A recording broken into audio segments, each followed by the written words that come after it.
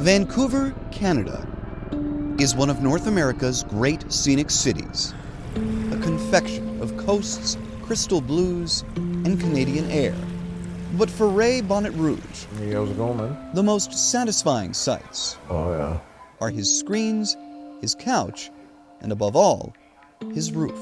the warmth, the comfort. I was living on the street, and I was there for about a year and a half. What does it say to you that you're here? Success.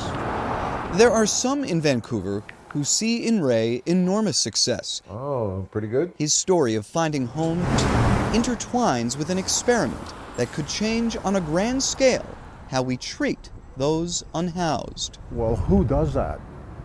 Who gives you money out of a complete stranger giving you money, right?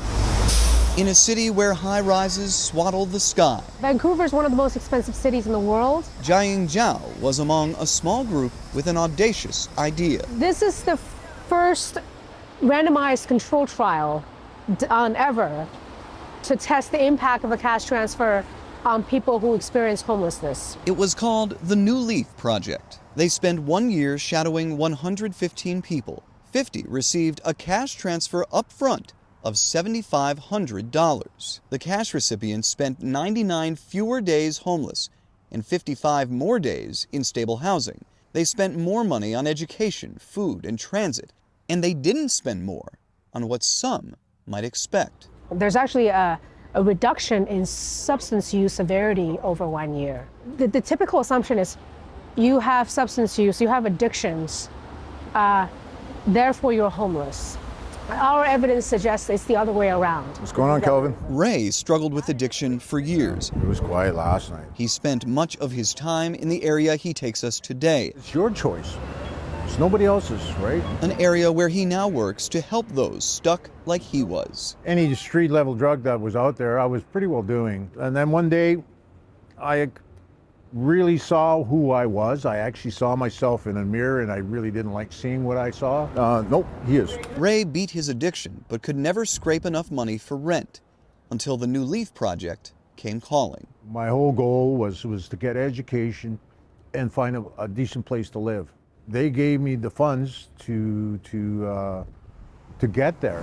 A larger amount of $7,500 can put them into long-term planning, long-term thinking mode. We did not anticipate that the cash transfer will help people get into housing this fast. The results completely were astonishing and in a good way. The plan now is to do it again, to replicate the study with similar ones in Canada and the US.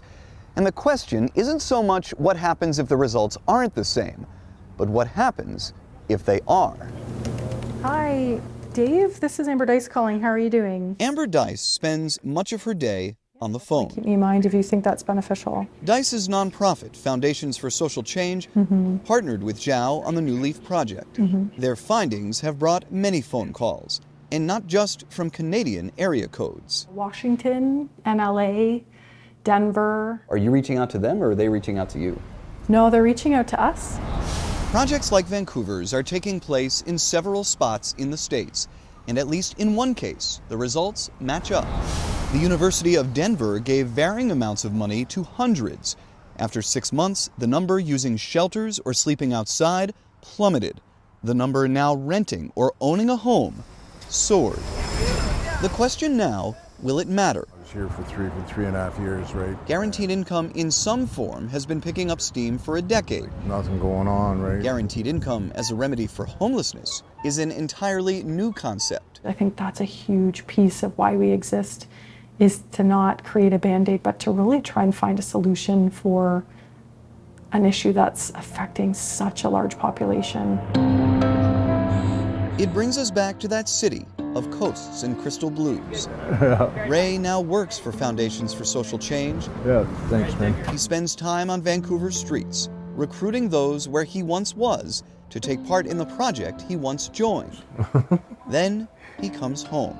I'd like to get furniture that fits more to the apartment size, right? Home where he ponders upgrading his couch. Home where a can of corn and mac and cheese is a taste of stability, a taste of success. I give thanks for it every day, it's like knowing that I had the struggles before, and now being able to eat whatever I want, whenever I want, I give thanks to the big guy every day. In Vancouver, Canada, I'm Matt Pearl.